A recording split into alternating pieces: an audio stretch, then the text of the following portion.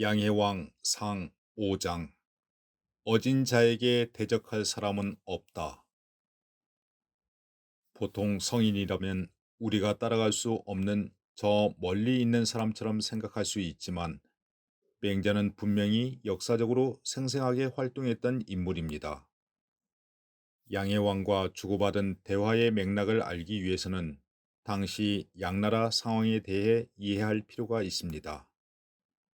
기원전 341년 마릉 전투에서 유나라군은 정기와 손빈이 지휘하는 동쪽 제나라군에게 대패하였습니다. 이 전투로 상장군이었던 방연이 전사하고 해왕의 적자인 태자신마저 포로로 사로잡히는 엄청난 패배를 당하게 됩니다.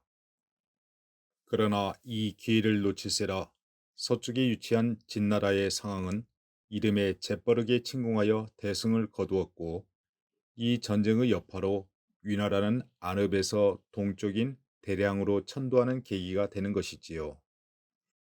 그때부터 위나라는 양나라로 불리게 되고 맹자가 찾아간 임금을 우리는 양해왕이라 말하는 것입니다.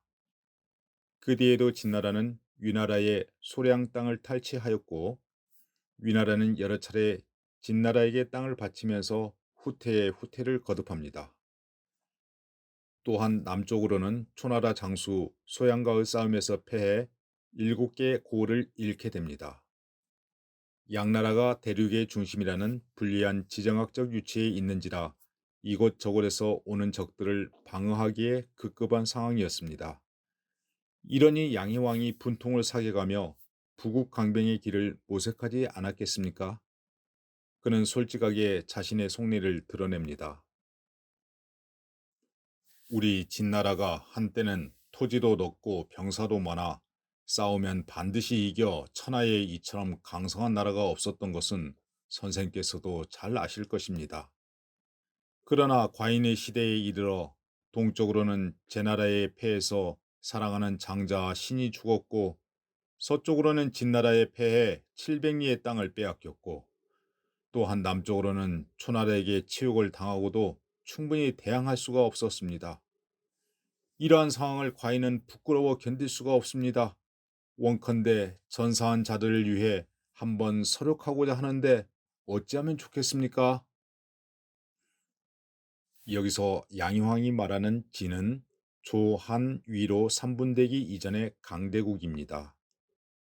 그러나 대부들끼리 진나라를 쪼개어 제후들의 패권을 다투는 전국시대의 서막을 알리는 계기가 되기도 하였죠. 우리 이야기의 주인공 양해왕은 위나라 세 번째 왕으로 대량으로 도읍을 옮겨 재기를 노려봤지만 역부족이었고 연전연패를 거듭하고 있었던 때였습니다. 해왕은 맹자를 만나 찬란했던 선조의 업적을 회상하면서 현재의 상황에 울분을 터뜨렸던 것입니다. 왕은 어찌하여 잃어버리고 패한 다음에 어떻게 설육할까 염려하십니까? 진실로 어진 정치를 행하는 데 뜻을 두신다면 비록 땅이 겨우 100리만 되더라도 천하에서 왕노릇 할 수 있을 것입니다. 하물며 당당하게 천리나 되는 양나라야 더할 나위 있겠습니까? 100리 정도를 가지고도 왕노릇 할 수 있다는 것은 다른 뜻이 아닙니다. 천하에 왕노릇 하는 것은 민심을 얻는 데 있고 민심을 얻는 것은 어진 정치인 인정을 행하는 데 달려 있을 뿐입니다.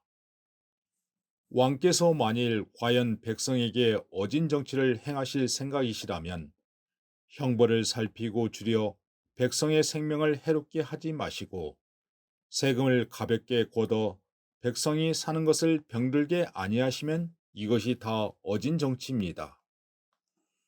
이 어진 정치를 행하여 백성들이 농사에 힘써서 봄에는 논밭을 깊게 갈며 여름에는 잡풀을 뽑도록 하여야 할 것입니다. 또한 장성한 백성이 여유로운 때를 이용하여 효, 재, 충, 신의 의리를 닦도록 해야 합니다. 집에서는 부영을 잘 섬기고 나가서는 군주와 윗사람을 잘 섬기도록 해야 합니다.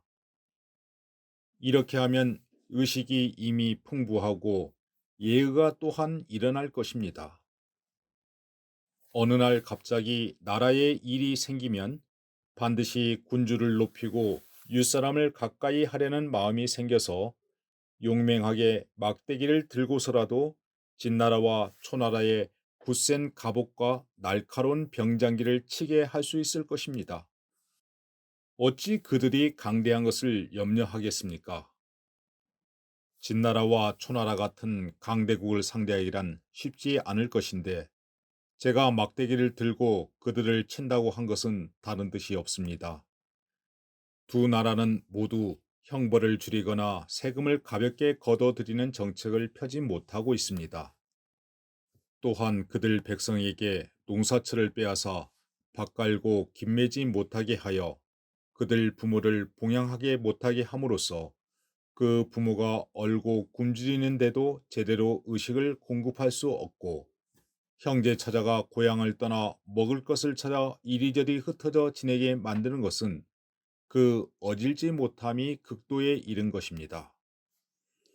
저들이 어진 정치를 펴지 못하여 그 백성을 함정에 빠뜨리거나 물에 빠지게 하는 것이 이와 같으면 그 나라 백성의 원망이 깊어질 것입니다.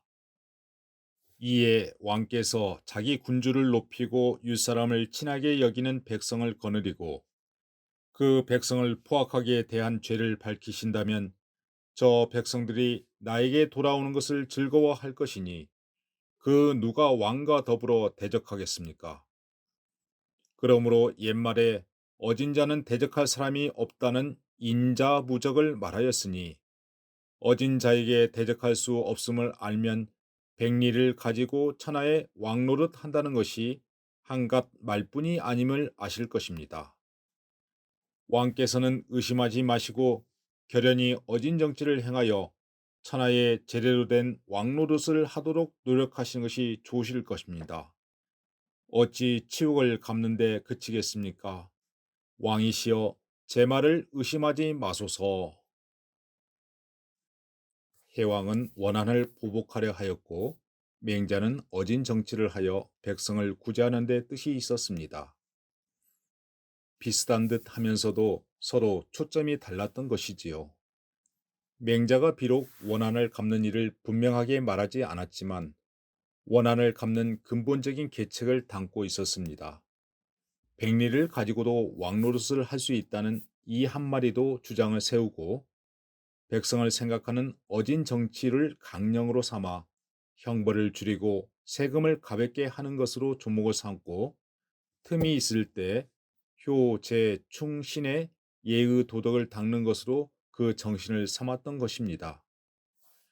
그리고 말미에 다짐하듯 말합니다.